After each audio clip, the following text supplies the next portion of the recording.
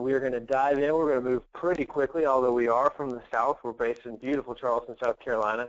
I don't do the Southern boy, take things slow and easy. We move pretty quick, pretty hot and heavy. We've got a lot of content to cover today, so excited to go over it with you. We get a lot of questions about, recording and notes and things like that. So I wanted to cover that. I believe Candace is going to email this out to the members who registered at the conclusion or maybe next week. So if you're looking for a recording, it'll be available for you. We're also going to mention a workbook throughout the presentation today. You'll see a few slides that reference that. We're not going to stop and spend time there due to our time constraints today, but we will email out a copy of that workbook to everybody who's registered today, and you can then take that workbook and use the recording to go back and work through some of these strategies. The workbook is a great tool to kind of take some of the strategies we're going to talk about today and make them your own and start taking action on what you're going to learn today. So that's our big thing. We want you to be able to take action on that, and we'll talk about a few different tools we've built into our presentation today for you to be able to do that. We'll also be handling questions, I believe, via the chat panel towards the end of our time. So if you have any questions as we move throughout our time, please put those in the chat panel, and I will circle back to those at the end and answer as many of those as we can. You can also reach me at my email address, which is matt@q4launch.com. That'll be on the screen later on for you if you want to email me a question or grab my phone number off of our website. You can call me as well. So with a few of those housekeeping things behind us, let's jump in. I want to tell you a little bit about the 7 strategies that we're going to talk about today. In the last 18 months or so, I have presented this information, this content, this presentation in various forms to about 1,000 innkeepers, had tremendous feedback on it, and made a lot of revisions that get us to this place today. We work to implement these 7 strategies at Q4 Launch on a daily basis for about 50 innkeepers. So the combination of what we've heard from the 1,000 people we've taught it to the 50 that we're actually walking hand in hand with and implementing this on their behalf, the average innkeeper that really takes this to heart and dives in and executes on these strategies and does them well sees about a 40% increase in traffic in your first year to your website. So as we talk through this, I want to talk about that to get going, to say there is significant traffic out there you're not capturing. And being able to have a strategy, or more specifically 7 strategies, to increase that traffic can make a significant difference in the growth of your business. And as you think about more traffic to your website, that's more eyeballs on your end, that's more people that might book with you, that's more heads in your bed, which is, at the end of the day, is the ultimate goal of all marketing, is to drive traffic, drive revenue, drive heads in bed. So I wanted to kind of qualify that a little bit, give you guys a little bit of information, hopefully get you a little inspired and ready to dive in and go fast and furious through some things. Before we dive into the 7 strategies, though, I want to get inside the mind of a vacationer for a minute. If we're really going to think about marketing, or we're going to think about strategies to increase traffic to our website, we need to pause for a minute and really think about the way the vacationer plans and books and experiences travel. So Google released a study back in 2011, and when we break it down, it's really simple, actually. But most of us haven't stopped long enough to think about this. And their study found that the vacation process is actually a 5-stage process. The first stage is dreaming. People are dreaming about the trip they're going to take. They're probably dreaming about some trips they've taken in the past. That stage moves pretty quickly into the planning stage. People are trying to figure out where they're going to go, what they should do when they're there, what restaurants do they want to stay at, what activities do they want to engage in while they're there. That planning stage is a long process, and this is really where we want to be capturing our customers, because as they leave the planning phase and get to the booking phase, this is where the decision is going to be made on who are they going to stay with for their vacation. And hopefully you've made an impression on them, your brand and your marketing have made an impression on them before they get to the booking stage, because this is where you actually have to make your dollars. Like, this is where money changes hands. So it's really important to be the people they choose when they get to the booking stage. The 4th stage makes a lot of sense, is the experience stage. And what we love working with so many of our innkeepers is you all do the experience stage better than anybody. You guys, as far as the hospitality industry as a whole, we love the B&B space because we do the experience so well. And pat yourselves on the back. You guys get this. You guys understand it. You got this on lockdown. So know that, and then think about the remember stage, the 5th stage in this process.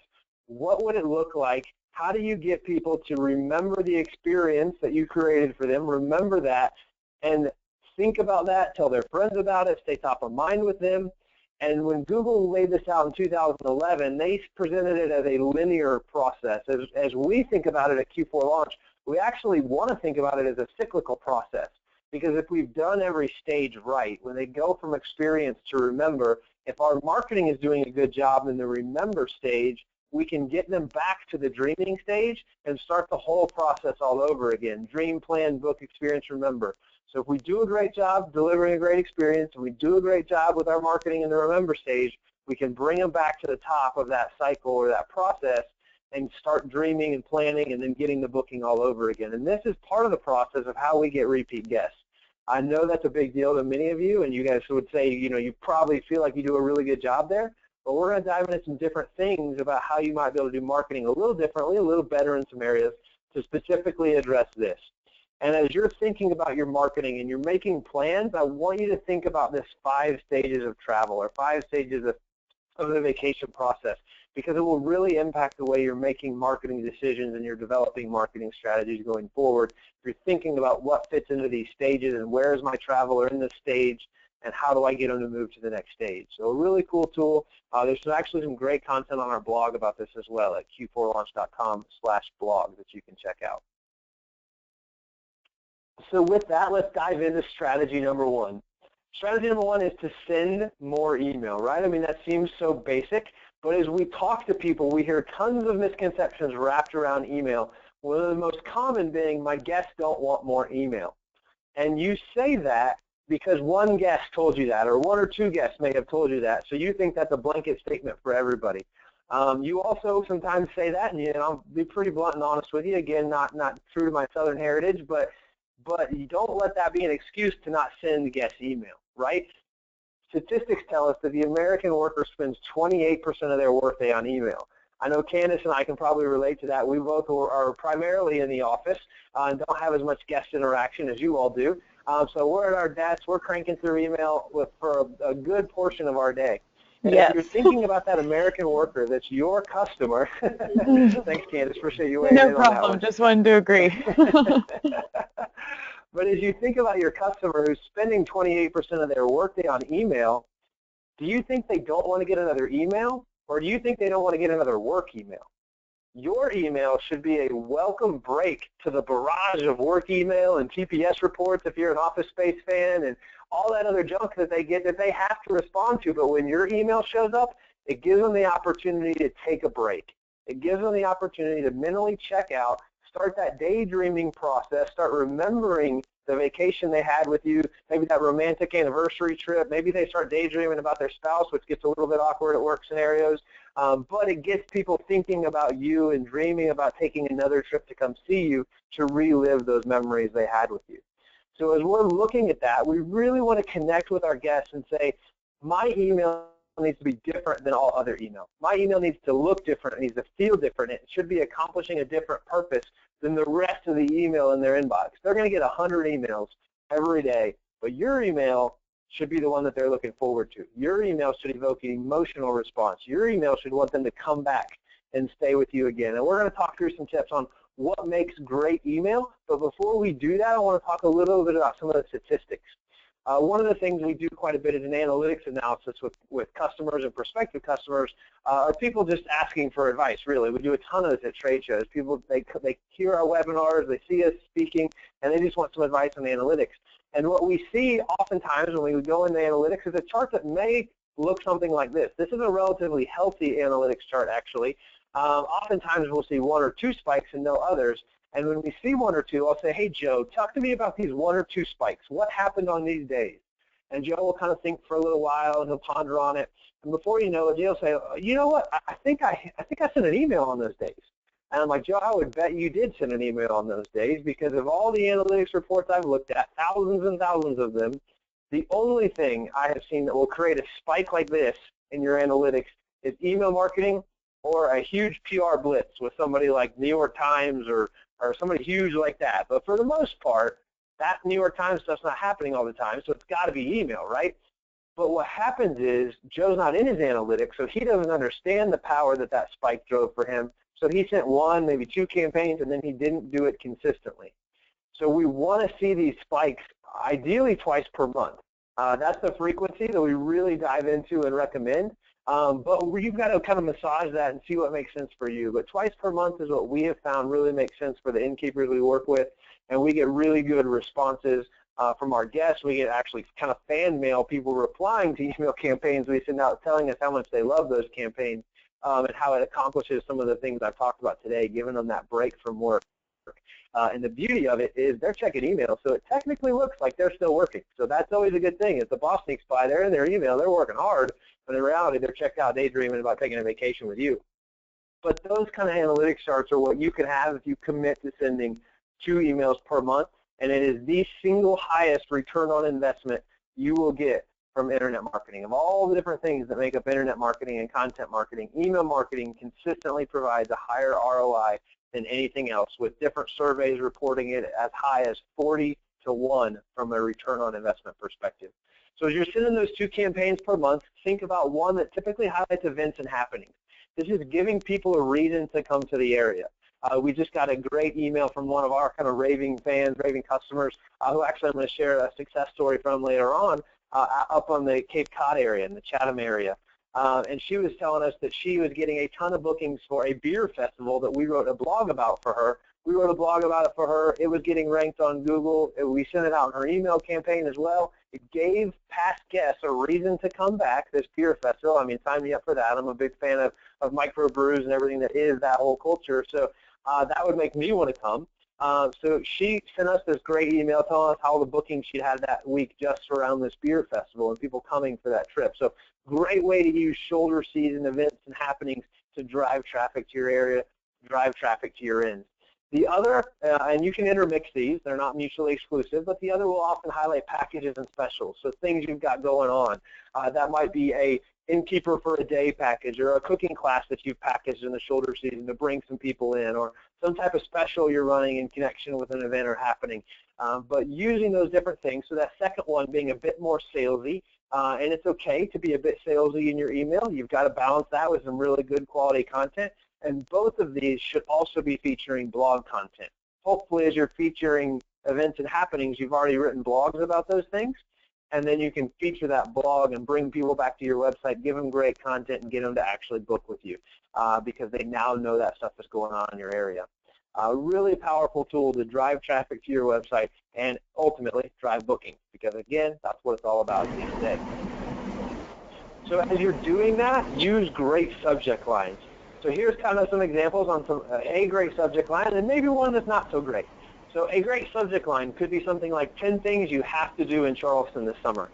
If I live in the Charleston area, maybe it's a drive market for me as a guest, I'm going to say, okay, what do I have to do in Charleston? I cannot go on living until I know what 10 things I have to do in Charleston this summer. So that makes me immediately want to open this email, click on it, take a little break from work and see what's going on here.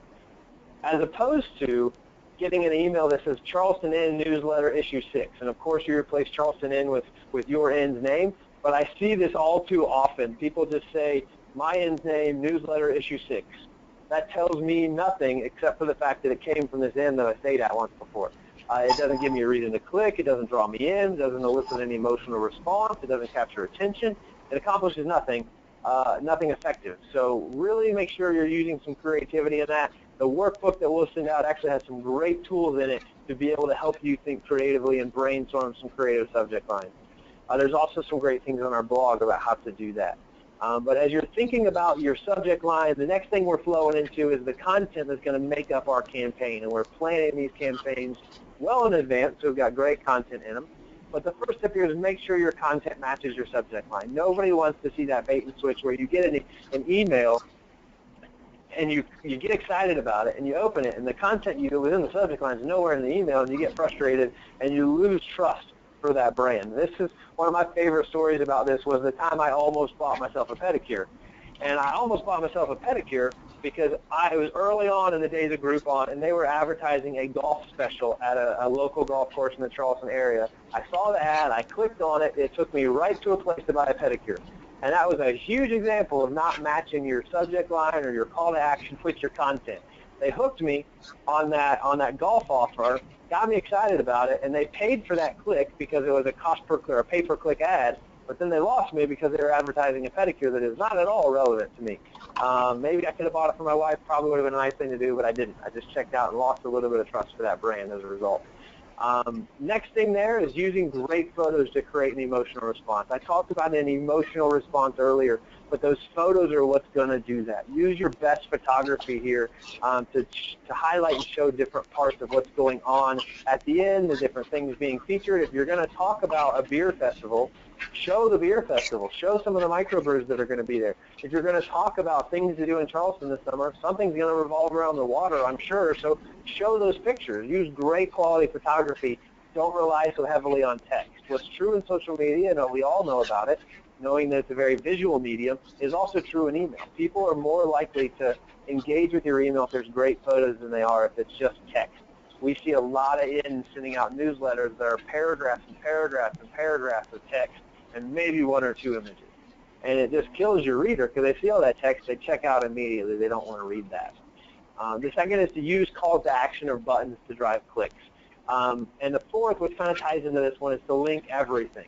As we're using calls to action to specifically ask people to take an action we want them to do, or a button to drive clicks, these things are going to increase your click-through rate to actually get traffic to your website. So you could send an email, you could have a great open rate, but if you don't build the content well, you don't use calls to action well, buttons well, and link everything, you're going to ultimately not achieve your purpose of getting traffic to your website. So link everything. We just sent an email out today for one of the properties we work with, and there were so many images in it, but a specific area or section of the website that was featuring a specific room had 3 different places you could click. It had 2 images of the room, and then it had a description with a click here button.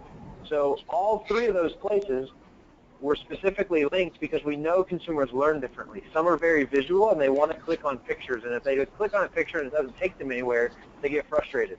Some are more text-based and they're going to try to click on text to get where they think they want to go. But knowing consumers are different, you've got to make both those options available for them. I'm a very visual learner, so I'm always going to opt to click on an image rather than a headline. So if an image isn't linked, you immediately lose me, and I get a little bit frustrated as a consumer. In a period where we have such short attention spans, that's really, really important thing to make sure you're doing well. And then the last piece there, expect to see results and don't give up. I talked about that example with Joe earlier where he sent 2 campaigns, he got great results, but he wasn't in analytics, so he didn't really understand it, and he quit sending it. We see that time and time again, but do not give up. You've got to block out time in your schedule or work with somebody who can help you get email campaigns out because it is so, so effective. And as you're planning this, as you're trying to build a formula for how much traffic should you expect from email marketing, a general rule of thumb is to say however big your database is, say it's 10,000 people, multiply that by 8%, and that's how much monthly traffic you have the opportunity to get from email marketing. If you're not getting it and you're sending email marketing, your email marketing is probably underperforming or isn't as good as it could be. If you're getting above that, that's great. The industry average, to kind of put this in perspective in the travel space, is about 4%. So we set that bar at twice the industry average because we think we have more loyalty and we send better email.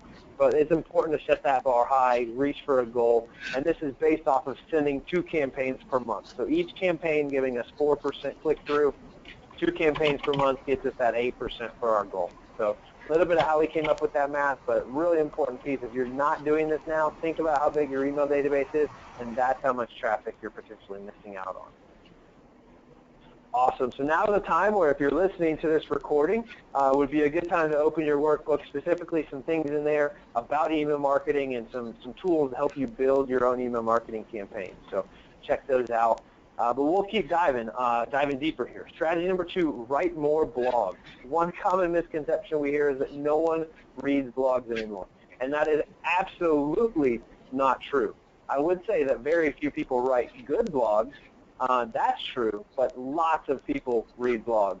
Blogging or content marketing is the fastest growing segment of internet marketing. Content marketing has now overtaken internet marketing as a term for the most searched thing in the marketing world on the internet.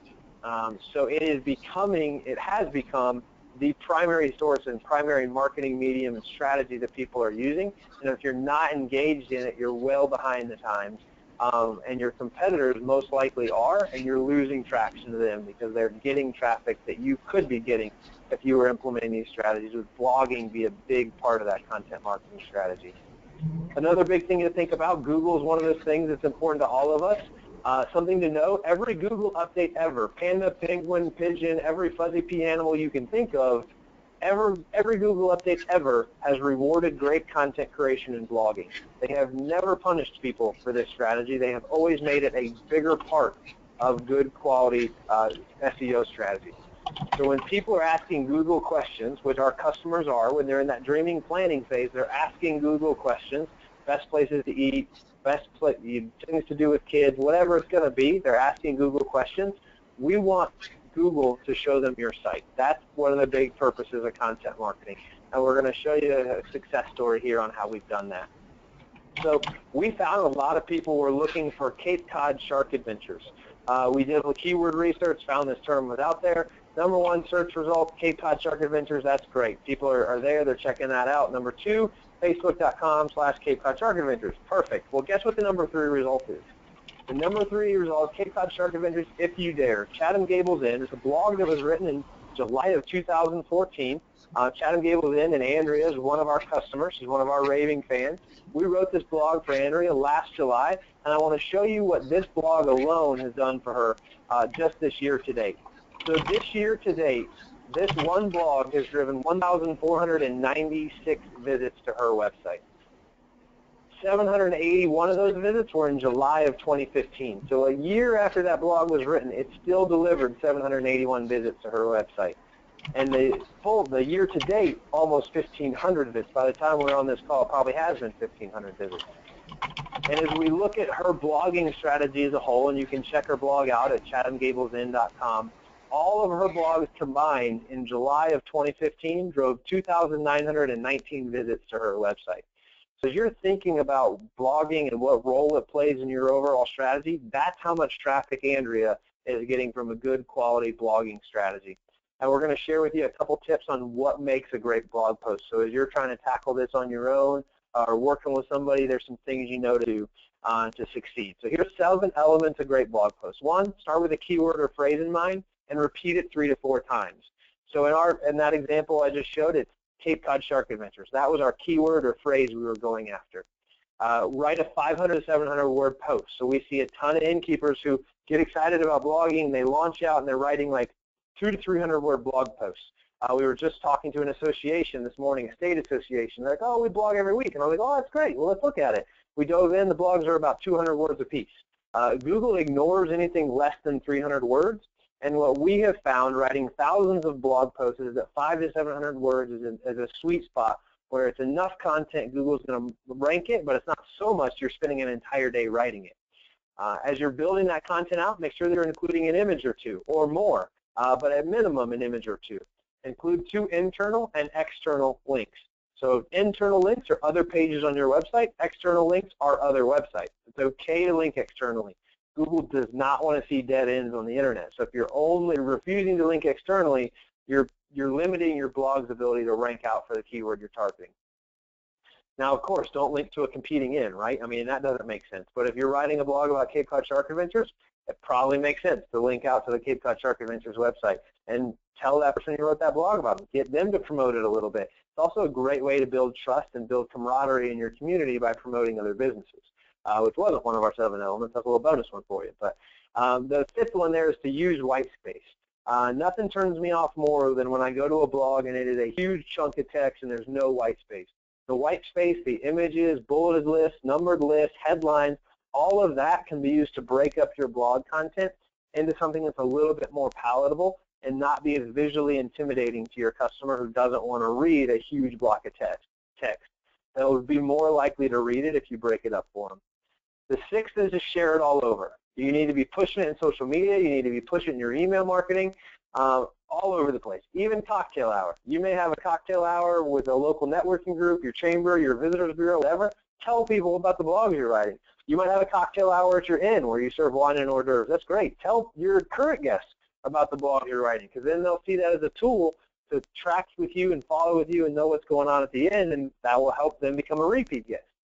And then the last one, honestly one of the most important, is to post weekly. What we have found is that you have to post weekly for 3 to 6 months before Google will start rewarding your efforts. Yeah, you heard that right. 3 to 6 months is what it's going to take to succeed. And that's a really long time. But I believe, and what we have found is that no matter the seasonality, no matter anything else, Google will ignore the blogging we're doing for the first 3 months, start rewarding it in the 4th through the 6th month. But what happens is most people get burnt out and quit when they're not seeing results in the first 3 months. They don't have the fortitude to really stick it out and write a weekly blog post that meets all those criteria for 4 to 6 months. But when you do that, the results you see are significantly stronger than they would be had you quit earlier on. Chatham Gables has been a customer list for over 2 years, and now they're seeing 3,000 visits a month to their blog. It didn't happen overnight. In the first year, we set an expectation to maybe get to 750. But it takes a significant amount of time to build that level of content, build a following, and for Google to start rewarding those efforts. So absolutely don't be dismayed when you don't see any results for 3 months, but keep after it. There's a little bit in your workbook there as well, but we'll just keep pressing along here, and you can kind of pause this if you're on the recorded version. I know a lot of people wish they could pause me right now and actually take some time to process it, but we're going to keep pushing along since we're live right now. Strategy number 3, use social media to stay top of mind. One of the common misconceptions in social media is that no one cares I'm drinking coffee today, and you're right, but if that's what you think a social media update should be about, you've missed the point already.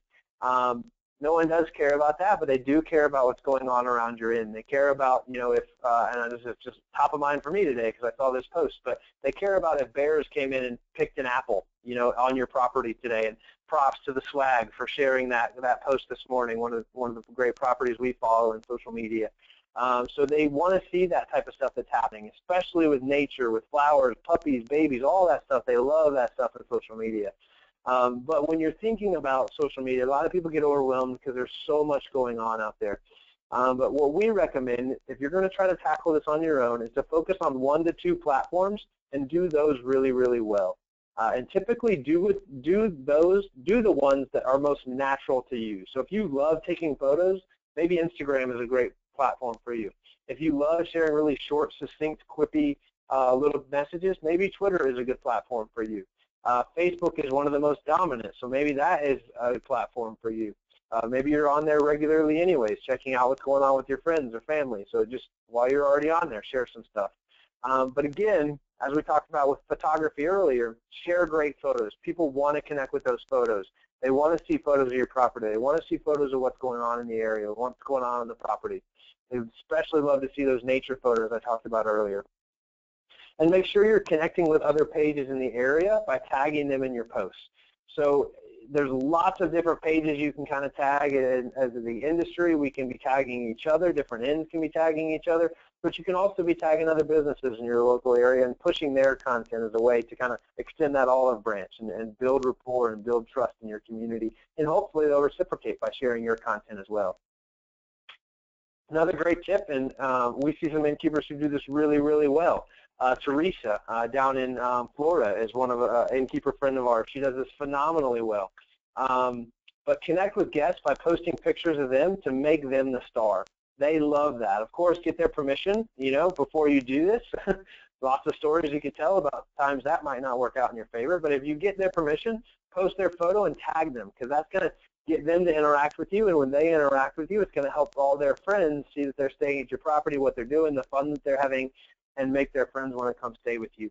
And then another great opportunity when you build a social media following is to post last-minute availability, especially during peak times, and boost it locally. We've had tremendous success by posting last-minute availability or last-minute cancellations on social media and filling those rooms, especially during peak times, and boosting it to your drive market, because then people can make a last-minute choice to come stay at your property. So really cool opportunity there to actually use social media to sell, and something we've been able to do really, really well on behalf of our ends. But you've got to have a following before you can get anybody to be able to see that. So I talked about the importance of the following. As we look at this and set a goal, we set the goal to grow at 5 to 10% per month. So you'll see this graph. This is a typical growth graph because most people's social media following grows about 10% per year.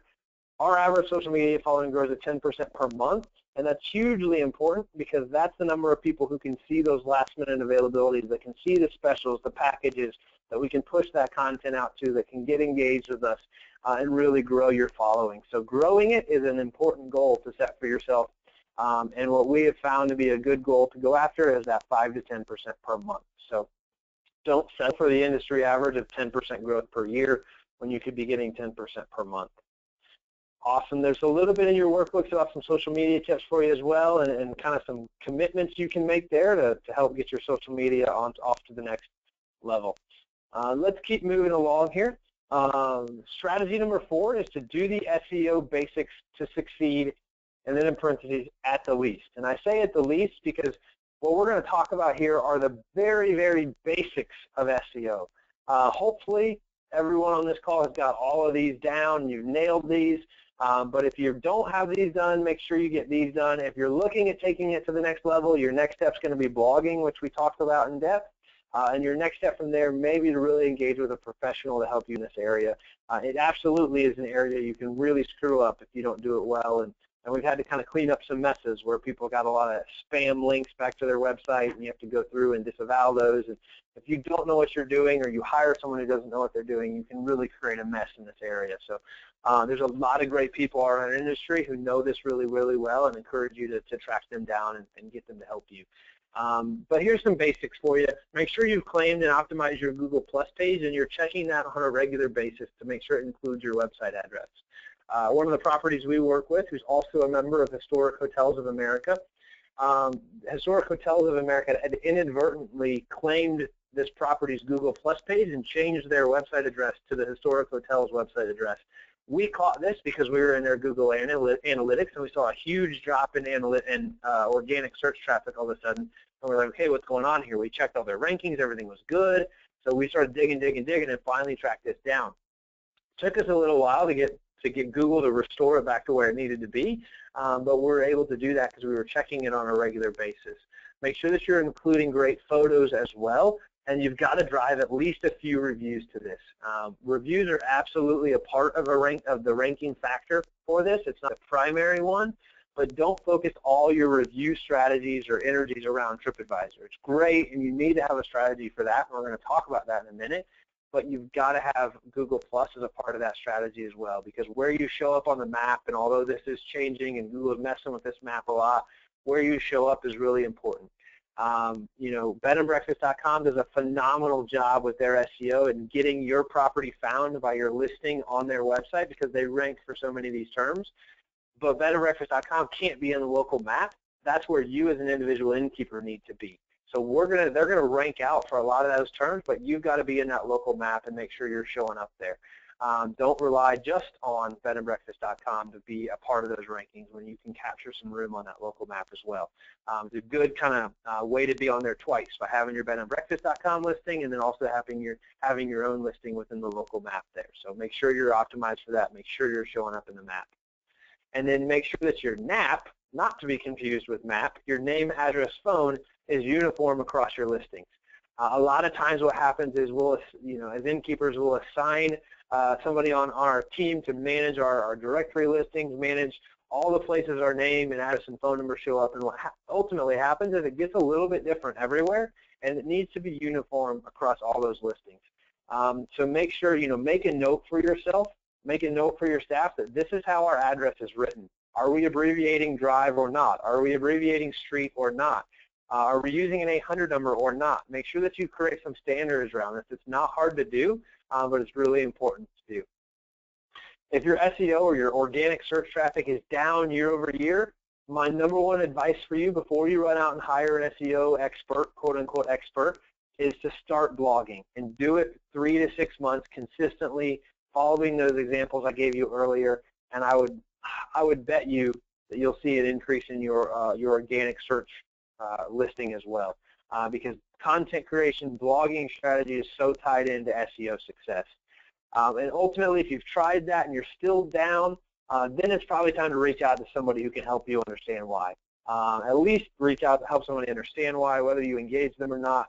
But make sure that you have that and you understand what's going on, because there may be things you can't fix. There may be spam links that need to be disavowed or something going on at a deeper level that blogging can't fix and your NAP can't fix. So it is good at times you need to reach out and really get some help diving deep into this issue, or just saying, I just don't care to do these things. I'd rather be an innkeeper and take care of my guests. You know, that's completely valid too. But some good things to be thinking about there.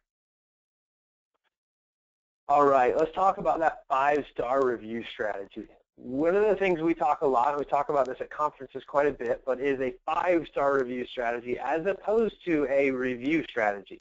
Because most people on this call are probably 4 or 4.5-star properties. So what happens if you get another 4-star review? It actually hurts you. But the consumer doesn't know that. The consumer doesn't know a 4-star review hurts you. They think they're doing you a favor. But you've got to educate them a little bit and actually ask for that 5-star review. And in doing that, you will get more 5-star reviews, which will drive you up the rankings in TripAdvisor or Google Plus or whichever platform you're focused on. But if you are at the top of those platforms, TripAdvisor, of course, being the big one there, it's going to mean huge traffic for you. But make sure that you're asking for that review and asking for it from a 5-star perspective and giving people an out. The way we word these emails when they go out, and a lot of us send thank you emails that probably says something like this, but the way we word this is that, hey, we hope you had a 5-star experience and we'd love if you'd leave us a 5-star review on these platforms.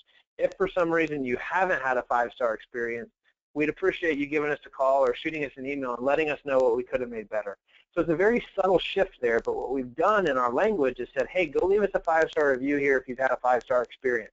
If you haven't, let us know what we could have done better by emailing, calling us. Don't go leave us a 3-star review. Don't go complain on TripAdvisor. Just get in touch with us so we can make that right for you. This will help decrease the number of people who are leaving you bad, 3, 4-star reviews. You're still going to get the angry person who wants to scathe you with a 1-star review. That's just crazy, and there's nothing you can do about that. Those people exist. But you're going to reduce the number of 3- and 4-star reviews you get and increase the number of 5-star reviews you get. Huge opportunity to do that. And then, of course, automating this is best, because if you can automate it, it just will take that much more off of your plate. Love that a lot of the reservation engines have automation for this now. That's really good. What very few of them do, TripAdvisor Review Express does this well, but what very few of them do is actually send reminders. What we have found is that the most effective way to ask for a 5-star review is to touch the guest 3 times. You've got to space those touches out, and you have to communicate different things in those touches. You have to add value in those touches, but you'll significantly increase your 5-star reviews if you touch them more than once, and if you ask for what you want. You ask for that 5-star review. And as you're working through all this, don't forget Google Plus either. It's a really important thing to be thinking about. So there's a little bit in your workbooks about that as well that you can kind of dive into. Strategy number 6 and 7, we're going to switch gears a little bit and talk about some things that are going to help you succeed in the first 5 we've talked about. I'm a huge goal setter. I'm a very strong D personality type. I'm very goal-driven. And I don't get very much done if I don't set goals for each area of my life. And as such, as a business owner, as an innkeeper, you need to be setting goals for the areas that are important to you too. And we believe internet marketing and content marketing is a really important place to be setting goals for your inn. So what you've got to be doing is write down these goals. Say, okay, if my organic search traffic is 4,000 visits a month, I want to set a goal to make it 5,000 by the end of 2016. Or maybe you bring that goal up and say by the end of 2015, get a little more aggressive with it. But you've got to set some goals in this area, and the workbook we'll send you actually has some goals kind of preset for you, but you can use that exercise to go through and create some, create some goals there, and that will help you get your mind thinking about this and creating goals for other areas. And then as you do this, we highly recommend finding an accountability partner. One of the things we love about our industry is that there are so many close relationships amongst the industry. So if you've got a close innkeeper that you trade tips with, you trade information with, maybe they'd be a great accountability partner for you.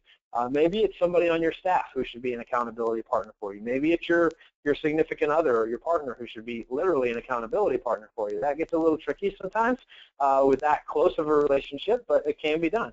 But the big thing is that you set these goals, you commit to them, and you find an accountability partner within those. But if you set these goals, you will absolutely get further down the road of making this happen. If you listen to the webinar today, you're excited about what you've learned, but you failed to set a goal, chances are you'll let life get in the way, you'll let your business get in the way, and you won't actually take the next step of execution, which I hate to see that happen for people. So really want you to take that home and set some goals with it. And as I mentioned, there's some things in your workbook about how to do that. And then strategy number 7, and this is absolutely one of the most important, is to review your analytics at least monthly. As we talk to innkeepers and travel and speak and present at so many conferences, all the time we hear, well, when was the last time you were in your analytics? Oh, I don't know, probably 6 months ago. Maybe it was a year ago. But if you're not in your analytics, you have no idea how well your marketing is performing for you. You've got to be in your analytics at least monthly. Put a date on your calendar that you're going to sit down with a bottle of wine and you're going to dive into that data. Spending 30 minutes a month, you'd be surprised at what you'll learn about your analytics. You've got to get in there and make a habit of getting in there and figure it out, though. We also, as you do this, encourage you to review data as year over year to avoid seasonality. So if I'm looking back at July, I want to look at July 2015 versus July 2014 to see how I performed this year in my analytics, and matching that up to see how I performed in my bookings for that month, to see if you can start detecting some trends, which sources of traffic were good, where are they driving bookings, figuring some of those things out, which will help you create a habit of making data-driven decisions. So many of us get in the habit of making emotional decisions just on what feels good, and you really need to be making data-driven decisions so you can understand the data behind the decision you're making, understand the return on investment you're expecting and that you're getting from different investments you're making. So you've got to get into your analytics to understand that stuff. Third one there, run the leaky bucket test to determine sources you're losing traffic from. By default, Google Analytics is designed to show you your highest performing traffic sources, and that's great. But what happens is so few people ever think about traffic sources that they're losing traffic from. And it's a bit difficult to explain. It's something we can do for you kind of on a one-on-one basis if you're interested. But you can actually run a test in your analytics, and we've coined it the leaky bucket test, to be able to figure out where did you have traffic last year that you don't have traffic this year? Where are you losing traffic from? And we call it the leaky bucket test because if you think about your bucket being your traffic, what different sources of traffic are leaking or are losing water, are losing traffic. So it's a really important thing to think about because you'd be surprised what you'll figure out when you run this type of report in Google Analytics. You'll see some of the things we've discovered, like Chamber of Commerce links getting deleted, or Visitors Bureau links getting deleted, or a referral partner who used to link to us. Maybe it's a zip line in your area or a horseback riding experience that used to link to you that's not anymore, and that traffic's gone, and you run this test, you find that out, and then you can contact them to try to get that relationship going again, try to get that link back. Or maybe it was just a mistake that the intern at the Chamber of Commerce made. When they were editing your listing, they deleted your link, or they put one character wrong, and now the link is broken, and you're not getting traffic from that source. If you got bookings from that source, if you got traffic from that source, and it goes away, you're losing money every month it's not there. So the sooner you find it out, the better. So a really important tool to be a part of your analytics strategy. And then finally, and this is so true every time we do an analytics analysis with somebody, but you'd be surprised what might be hiding in your data. It's always interesting to see as we dive into analytics with people what is hiding in their data that they never knew. There's always those aha moments for people when we dive into this with them. So, and that's something we do on a regular basis. If you're like, oh, I got to do this, but I don't even know where to start, send me an email, ask me for an analytics analysis. It's about a 15 to 30-minute call somebody on our team would do absolutely free for you, just because we want you to understand this, and we believe if you do, your business will be more successful. So with that, one of the things we wanted to touch base on, I talked about some next steps you can take. I love traveling. I love hearing other people speak. But what I have found as I've done that is that the best speakers that I get the most out of are ones that always help me take my next step. Oftentimes, a speaker will give you this great speech. You'll get all motivated, get fired up. Hopefully, you're in that place right now. But then you'll get home from that conference or that experience, and you won't take a next step. So as we teach and train and do so many things, we always want people to know what their next step is. If you're fired up, don't let that energy die without taking a next step. So we have created this marketing grader report that we will run for you. We'll give you a score out of 100, and we'll help you understand what's your score, what were the contributing factors to that score out of 100, help you know where that score ranks against your peers, because we ran this report for hundreds of different innkeepers over the years, so you'll know where you kind of rank amongst other people. We'll also give you action items to make immediate improvements in your marketing. So you will walk off of that call, about a 30-minute call. You'll walk away from that call with clear action items you need to improve your score, but more importantly, improve your marketing, increase your traffic, and increase your bookings. And finally, if you have specific marketing questions, those will be available for you as well. Our team will be happy to answer those questions for you and make sure that you can get some real specific advice on that. So if you want to take advantage of that free marketing grader, just email me or call me. We'll get that to you. We'll also send, as we send the workbook out to you, I'll mention that in that email as well, so you can take advantage of that opportunity if you want to do that. So with that, I think we've got about 10 minutes left. I can jump into some Q&A here. So if there's any questions, feel free to drop those in the chat panel. I know I have been talking 100 miles an hour. Hopefully you've tracked along and we can answer some questions for you here. So let me pause and see if we can give people a chance to catch up with the question. This has been so great, Matt. I just wanted to say thank you. Absolutely. I think there's so much good information in here. I'm sure all of the attendees have really appreciated it. It just seems like a little gold mine of a presentation. It's a lot packed in there, that's yes, for sure. There is. But that's a lot of years of lessons we've learned that have kind of led us to this content. So, yeah, it's great. So, yeah.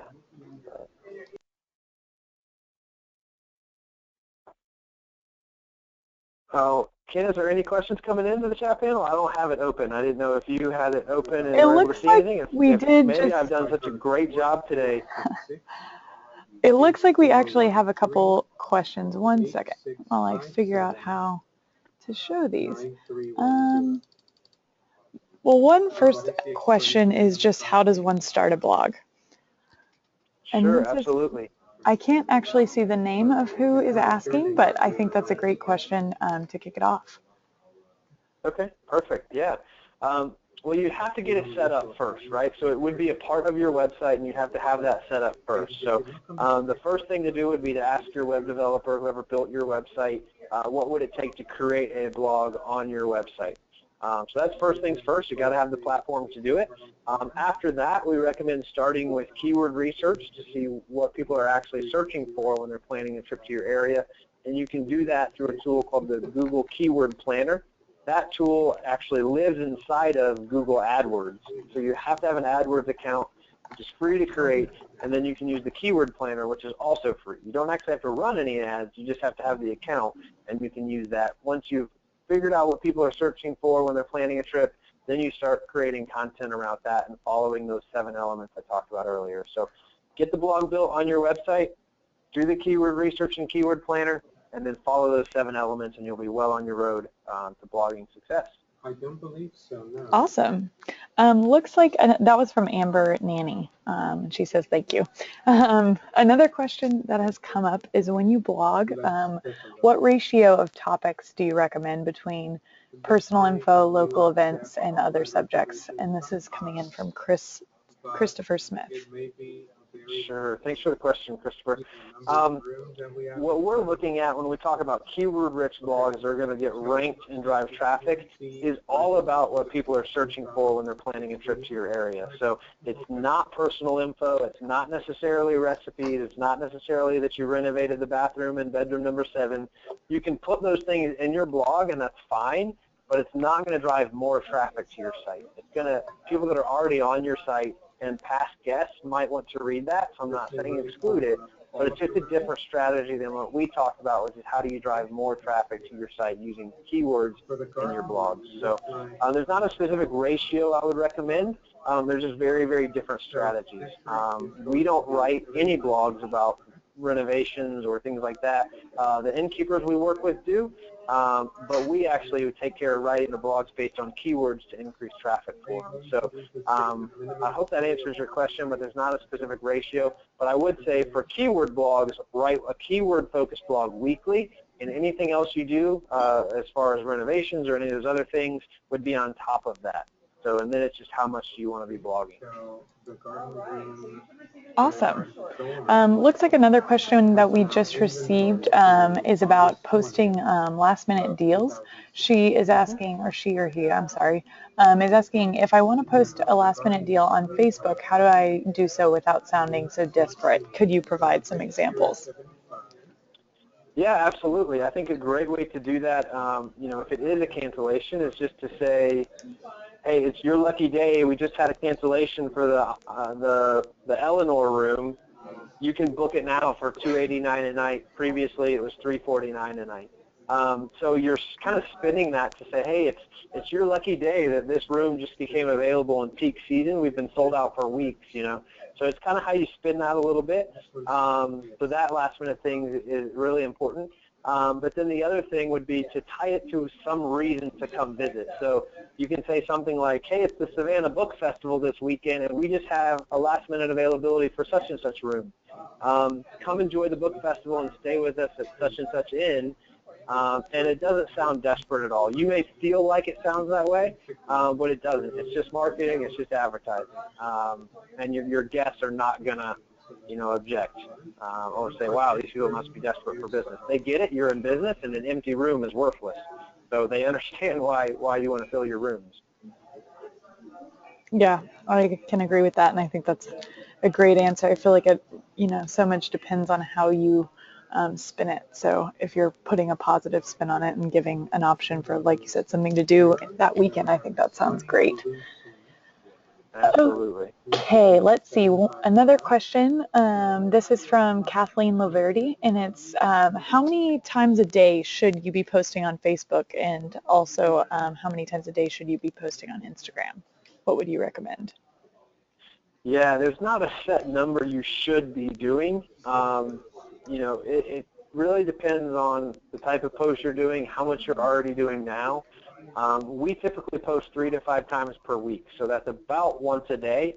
Not quite, but about that. But then there's also factoring in responding to comments and questions and things like that are posts too. So the key is at least 3 to 5 times a week you should be posting. If you're already doing 3 to 5 times per week and you're enjoying it and you have more time, go for it. Post a couple more times per week, maybe twice per day.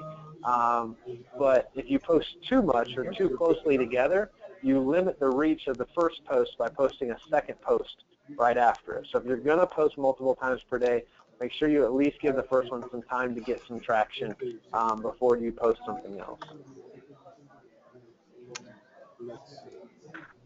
Looks like we have one additional question from Chris Smith. He's saying that he has a blog, but he also sends out a newsletter using MailChimp. Should he share both on Facebook and Twitter when he sends out a new post/newsletter? Yeah, I think it's a great thing to do. A lot of people will use the MailChimp feature to auto-publish their newsletter to their Facebook page, and that's fine. The big thing is being able to use those tools to drive traffic, and if it's going to help you do that, then it's an important thing to be doing. So absolutely take the blog, post it there. You can also take the newsletter and post it there. That's a really good thing to do.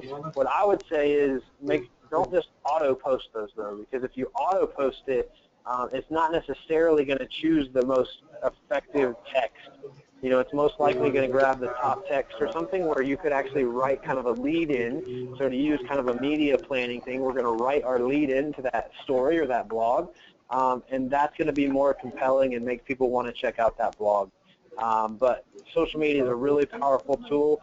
We've got some other blogs on other webinars on our YouTube channel, which is just youtube.com/Q4launch, about blogs we've had actually go viral in social media and get 30,000 visits to a blog in a matter of a week. So we just actually had a blog last week go viral for one of our customers about a food festival.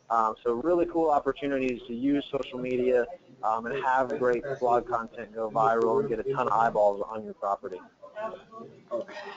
And I think you touched on this, but I think, today's consumer really doesn't, they don't mind seeing more content. They're used to seeing tons of content. So if you're worried about, over publishing something, I feel like that shouldn't be a worry, because I think people, you're just so used to new stuff all the time that it doesn't, you either see it or you don't. So absolutely. You've also got to think about the fact that your average Facebook post is going to be seen by 5 to 10% of your fans. right. So if it's only seen by 5 to 10%, theoretically you could put the exact same post up 10 times and reach a different person every time.